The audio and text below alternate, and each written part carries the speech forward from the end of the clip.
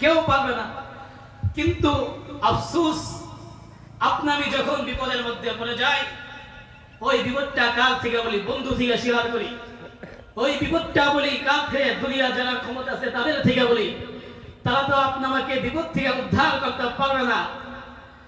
বিপদ থেকে উদ্ধার করা একজন, সেটা আল্লাহ। কোন আল্লাহ? যে আল্লাহ 24 ঘন্টা ওপেন, দরজা খোলা। বান্দা, তুমি কখন বিপদে পড়েছো? তুমি রাত্র 2:30, 3টা, 4টা বিপদে পড়েছো। দুনিয়ার মানুষের মধ্যে তুমি বিপদে পড়লে এদেরকে তুমি অস্থায়ীভাবে পাইবা, তাদের সুযোগ মতো না কিন্তু তাদেরকে পাইবা না।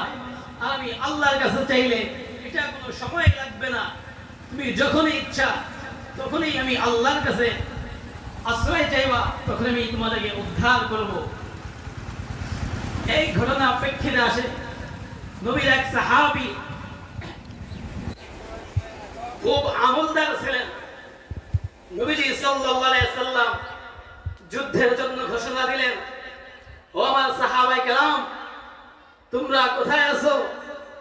আসো, আমি যুদ্ধে যাব।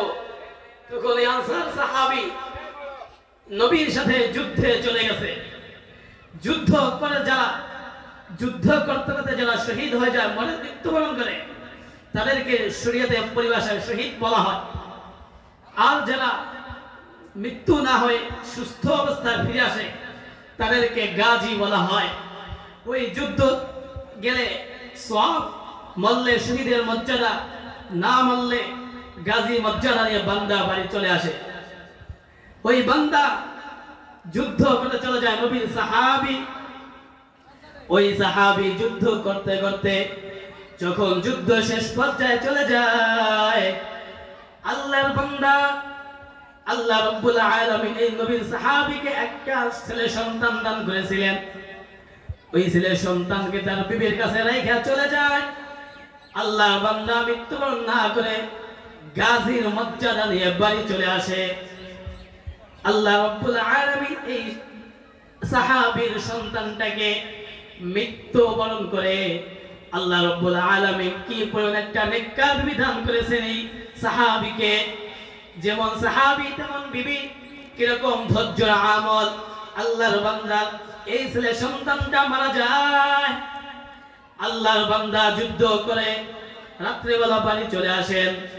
তার বিবি তাকে বুঝতে দেয় না, স্বামী আমার, আল্লাহ রাব্বুল আলামিন যে সন্তানটা দিয়েছে, এই সন্তানটা মৃত্যুবরণ করেছে।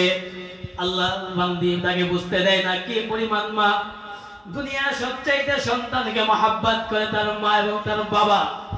কোন মা বাবা চায় না তার সন্তান কোন বিপদের মধ্যে পড়ুক। কোন সন্তান যদি বিপদের মধ্যে পড়ে যায়, ওই মা বাবার মনে কত আফসোস, কত দুঃখ। ওই মা বাবার কোনো ঘুম নাই। কিন্তু আল্লাহর নবী সাহাবীর বিবি কি পরিমাণ আল্লাহওয়ালা, কি পরিমাণ ধৈর্য ধারণশীল মহিলা, কি পরিমাণ আল্লাহর উপর ভরসা ছিল, আস্থা ছিল। আল্লাহর নবী যখন এই সাহাবী যুদ্ধ থেকে আসে, কোনোভাবে বুঝতে দেয় না। যুদ্ধ থেকে আসার পর স্বামী স্ত্রী একসাথে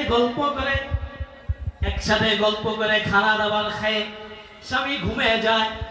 বিবি কোনো মতে বুঝতে দেয় না।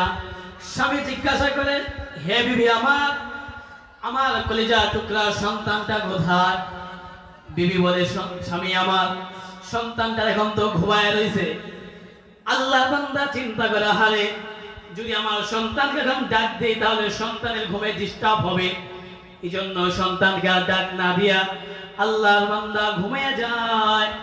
এবার যখন পরের দিন সকালবেলা, এবার তার বিবি বলে, হে স্বামী আমার, আমার ছেলেটা কোথায়?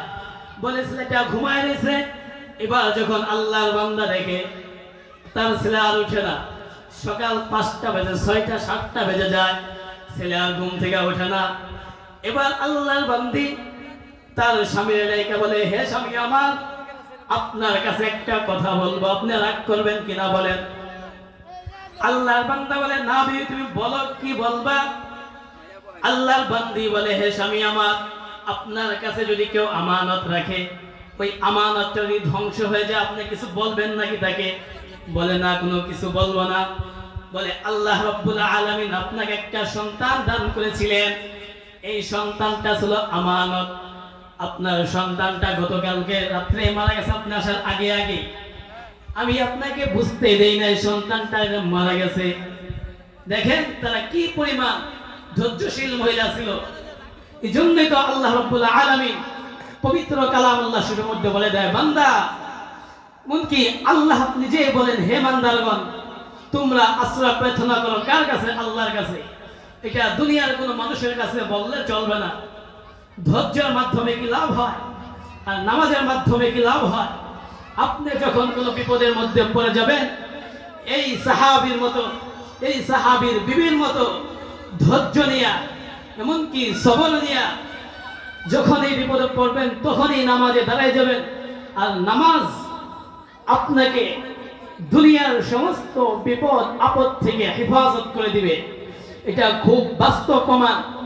বিশ্বাস না হলে আপনি নিয়মিত ইবাদত বন্দেগী করে দেখেন। আমি প্রায় সময় বলে থাকি, আমার বুখারী উস্তাদ ও শেখুল হাদিস আল্লামা জাফর আহমদ কাসেমি হযরত 70 বছর মতো বয়স হয়ে গেছে। এই বয়সে হযরত 34টা মাদ্রাসায় বুখারী শরীফের সবক দেয়। হযরত আমাদের যখন এই বুখারী সবক দেয়